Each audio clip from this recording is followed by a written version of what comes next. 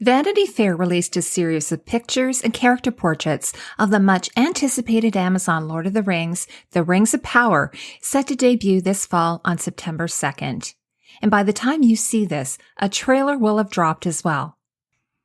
For this first look video, I will be looking at the costumes and the released character portraits and still images in the Vanity Fair article that identified some of the main characters. I'm only a movie watcher and not a book reader, so my analysis is based purely on what I'm seeing. In an upcoming live stream on Thursday at 9 p.m. Eastern, to which I will add a link in the description below, I will have a panel that can help flesh out what we've seen in both the images and in the yet-to-be-released trailer. But as fans, I'd also love to hear your thoughts and fan theories in the comment section below. I will use some of them in the upcoming live stream. And also, if I get some of the pronunciation of the names wrong, please forgive me. So with that aside, let's get to the costumes. I'm not offering a spoiler warning because anything we're discussing has been released by the studio. So the costume designer for this series is New Zealand's Kate Hawley. I'm already a really big fan of hers, and you've probably seen some of her work if you are into big budget action films and sci-fi. Her CV includes Edge of Tomorrow, Mortal Engines, Suicide Squad, and 2 flicks with Guillermo del Toro, Pacific Rim and Crimson Peak. I've got a video on the costumes of Crimson Peak if you want to check that out later. I mean, the costumes in that movie should have won all of the awards. I was greatly anticipating Hawley's work on the new Lord of the Rings series because she was actually originally hired to costume Del Toro's The Hobbit until he stepped away from the project in 2010 due to a scheduling conflict. Peter Jackson moved in as director, so it just seems like providence that Hawley was hired as the costume designer. I can't speak to whether the costumes are appropriate to each given character, but what I can speak to are the design and the execution. My first reaction when I saw the faceless character posters was anticipation. While there is some color grading on the character portraits, there is loads of color. If you've seen any of my other fantasy show reviews, you know that I don't hearken toward all of the blacks and grays unless it is character driven and not for the sake of being moody. So that's exciting. As well, textures and uses of various fabrics are abundant. Lots of nubby and rough textures, silky fabrics, shiny metals, and loads of jewelry. Well, we couldn't have the Rings of Power show without lots of rings. And there is a bucket load of money in there, I'd say millions of dollars in materials alone. According to my source, many of the fabrics were purchased at Top Fabric of Soho in London. The production budget for the first Lord of the Rings series is $462 million, more than 5 times the budget of Amazon's The Wheel of Time. But remember, this is for 10 full-hour episodes, more than equivalent in length to the original big screen trilogy. And as you're likely aware, Lord of the Rings fan Jeff Bezos has deep pockets. The most talked about costume by far, at least on social media, is Elven Queen Galadriel's set of plate armor, who is described by Vanity Fair as commander of the Northern Armies. This is meant to be a much younger Galadriel in the Second Age, set thousands of years before the events of Tolkien's The Hobbit and The Lord of the Rings. You will likely recall that she was played by Cate Blanchett in Peter Jackson's Lord of the Rings trilogy. I personally love this plate armor. It's both practical and shapely without the ridiculous boob armor breastplate that I've come to loathe. In their descriptive text, Amazon describes it as silver-colored medieval-style armor. The delicate mesh-like mail is draped into a skirt and as shoulder accents. Here's an example of this type of fine mail in an Italian gauntlet fragment from the late 16th century. She's not wearing the mail under her armor, but instead a kind of quilted cloth gambesson. I really hope to see a matching helm to this. According to the Royal Armories, women warriors in the pre-modern world were rare. And when I first saw her armor, I immediately thought of Joan of Arc, the 15th century French soldier. I was more excited to see this other portrait of Galadriel with Elrond in the Elven Kingdom of Lindon. The still photo looks like a painting akin to the works of John William Waterhouse or Edmund Blair Leighton. I'm enthralled by this costume worn by Galadriel in that it has this magical glow about it. It's easily my favorite costume so far. It appears influenced by a blend of the late 19th century aesthetic movement and historicism. Aesthetic fashion, as written by Dolores Monet, cast off the stiffly tailored garments of Victorian styles to embrace softer, more comfortable clothing based on the historic costume of medieval times. Historicism, meanwhile, comprises artistic styles that draw their inspiration from recreating historic styles or imitating the work of historic artisans. And I'd add that the greatest of all influences on both the silhouettes of Galadriel and the dwarven princess Disa appear to be by Spanish-born fashion designer Mariano Fortuny.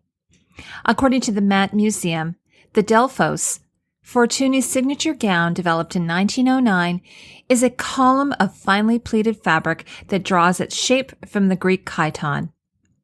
The Fortuny Museum states that the dress was mainly inspired by the Hellenistic classical sculpture of the Charioteer of Delphi, discovered in 1896. The pleating on Disa's gown is directly influenced by Fortuny. According to the Met, the narrow pleats, a Fortuny hallmark, are gathered by hand and heat set. The exact process has never been completely duplicated, although it looks like they did a pretty good job here. And it looks like it's possibly very fine accordion pleating, like this sample from Cement Pleating, who do a lot of the pleating work in the industry. Now, the triangle ornamentation hanging from the gold collar is likely indicative of sacred geometry. Triangles are thought to symbolize balance and harmony and can also be related to the body, mind, and spirit. With an upward-facing point, it indicates raising consciousness. And the embossed zigzag symbol on her collar is depicted in ancient symbolism such as hieroglyphics. And while I have you on Fortuny and pleating, I'll add that this unknown character is dressed in another dress inspired by Fortuny. In this case, it appears to be tree bark or mushroom pleating. Let me know in the comment section below who you think this character might be. The next important character is the half-elf Elrond. You might recognize Robert Aramayo as he portrayed young Eddard Stark in Game of Thrones. And of course, Ned Stark actor Sean Bean was also in The Lord of the Rings, so as Heavy Spoilers often says, it's all connected. The Elder Elf was played by Hugo Weaving in the original trilogy.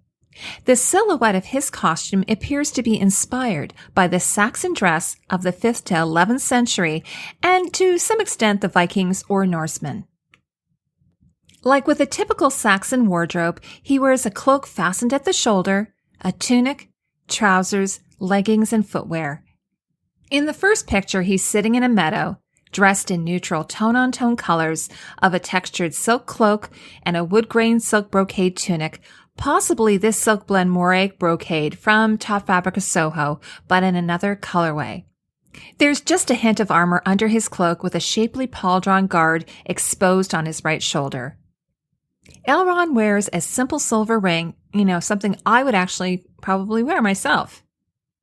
In the second image with Galadriel, he's dressed more formally in this blue-green tunic and cape. The cape appears to be embroidered and it's fastened at his shoulder with a penannular brooch.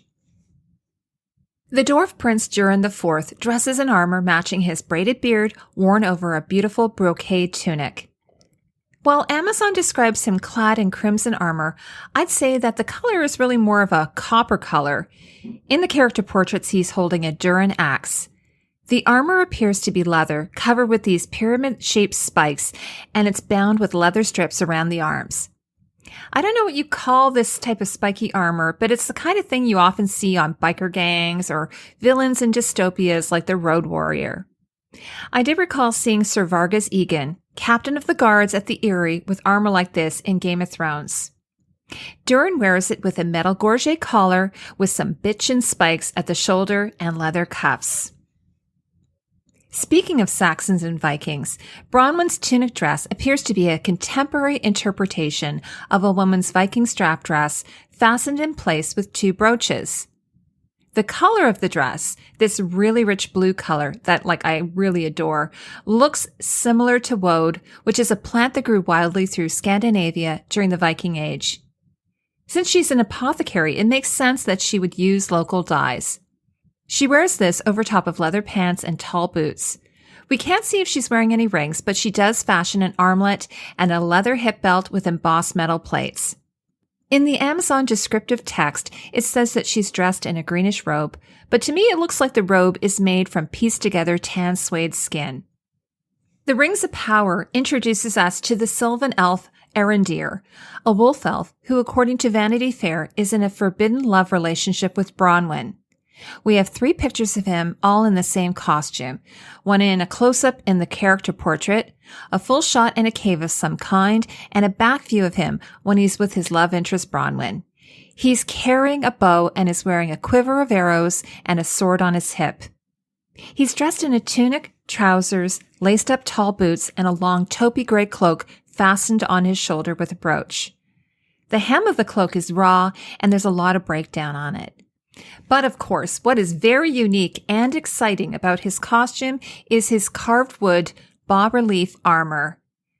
There are some historical examples of embossed armor, such as this 16th century Italian steel and gold breastplate, part of a set of parade armor by Giovan Paolo Negroli. And finally, so this video isn't too long, we will finish up with another new character named Halbrand, seen pictured here in a tunic and tabard. While we know little about him, clothing shows that he has some status. The tunic has a sun emblem stenciled onto the fabric. The leather one-shouldered tabard is laced at the side and stenciled in gold rune-type symbols and fastened at the shoulder with a brooch. His leather wrist cuffs are tooled with a subtle pattern. Amazon has confirmed that it's Halbrand in the character portrait, holding a sword with a hilt shaped like a white horse with a golden mane. One of my Twitter followers pointed out that he is likely Eotheod, an Anglo-Saxon word meaning horse people. Eotheod are a race of Northmen. Halbrand is dressed in reddish scale mail. There's a really good example of iron scale mail armor at the Royal Armories that originates from the 18th century India, but instead the rivets are in the center of each scale. What do you think of the costumes in the Amazon released images so far? Please let me know in the comments section below. I hope to see you join our live stream on Thursday at 9 p.m. Eastern. And if you enjoy this kind of content, consider subscribing. As always, thank you for spending time with me. I'll see you in the next video.